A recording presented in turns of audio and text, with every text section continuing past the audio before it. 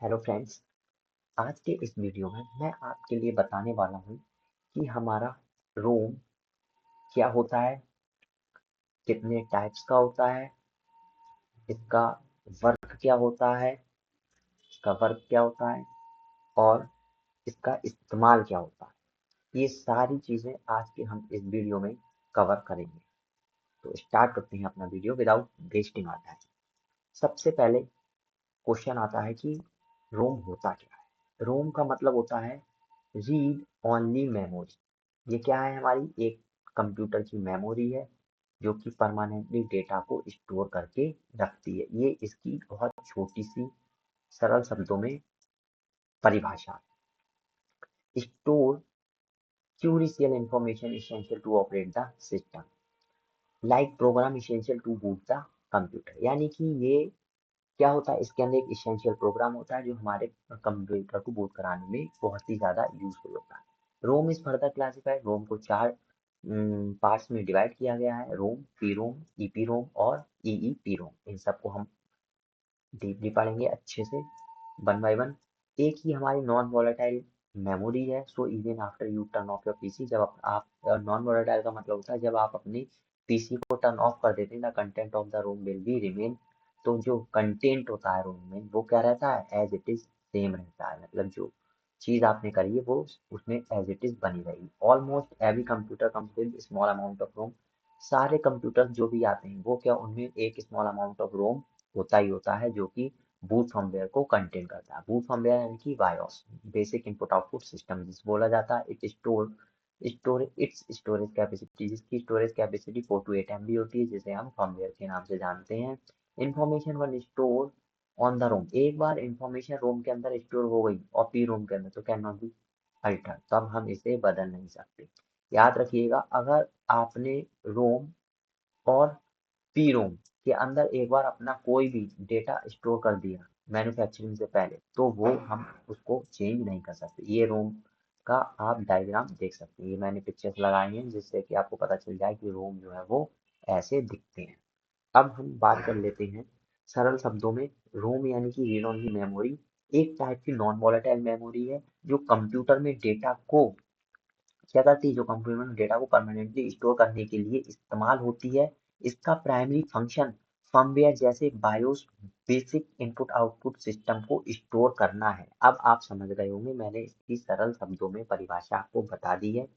अब मैं इसका यूज भी बता देता हूँ कि इसका जो यूज रहता है हमारा वो क्या होता है। इसका यूज मैं बता देता हूँ। एक तो बूट प्रोसेस, जब कंप्यूटर को चालू किया जाता है तो जो रोम होता है हमारा, उसमें डेटा, उसमें रोम में स्टोर फर्मवेयर पहले लोड होता है जो सिस्टम को बूट करने में मदद करता है। क्या करता है, हमारा जो क्या होता है, हमारा जो फर्मवेयर होता है वो स्टोर होता है रोम में ऑलरेडी, जो कि सिस्टम को बूट करने में हमारे लिए बहुत ज़्यादा हेल्प करता है। फिर आता है सिस्टम कॉन्फ़िगरेशन। रोम में ऐसे इंस्ट्रक्शंस होते हैं जो हार्डवेयर को कॉन्फ़िगर करने और ऑपरेटिंग सिस्टम को लोड करने में मदद करते हैं। यानी कि जो हमारा रोम होता है उसके अंदर क्या होते हैं, उसके अंदर हमारे इंस्ट्रक्शंस होते हैं जो हार्डवेयर को कॉन्फ़िगर करने में हमारी हेल्प करता है। ये क्या है हमारा इसका जो तीसरा यूज है वो है परमानेंट स्टोरेज। रोम में जो डेटा होता है वो पावर ऑफ होने पर भी नहीं इरेज होता। ओके, इसलिए ये सिस्टम के लिए जरूरी इंफॉर्मेशन को स्टोर करने के लिए यूज किया जाता है। ओके, तो ये आपको समझ में आ गया होगा। रो अब इसका क्लासिफिकेशन हम देखेंगे। क्लासिफिकेशन क्या होता है, क्लासिफिकेशन में आप देख रहे हैं ये रोम है और ये चार पार्ट्स में हमारा डिवाइड किया गया है। पहला एम रोम, पी रोम, ईपी रोम और ईईपी रोम। ओके, आगे बढ़ते हैं। फिर आता है हमारा एम रोम।